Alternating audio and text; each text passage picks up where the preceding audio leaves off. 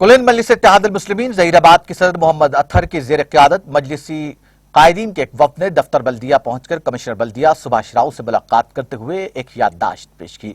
इस मौके पर मजलिसी सदर ज़हीराबाद मोहम्मद अतहर ने कमिश्नर बल्दिया को बताया कि ज़हीराबाद टाउन के मुख्तलिफ वार्ड्स में पीने के पानी के लिए आवाम को कई दुश्वारियों का सामना करना पड़ रहा है।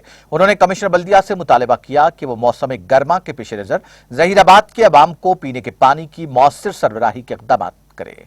उन्होंने कमिश्नर बल्दिया को बताया कि ज़हीराबाद टाउन के मुख्तलिफ वार्ड्स में बोरवेल्स नाकारा हो चुके हैं और बेशतर मुकामात पर बरकी मोटर्स भी नाकारा हो गए हैं, जिन्हें फौरी दुरुस्त किया जाए ताकि आवाम को पानी के हुसूल में आसानी हो सके।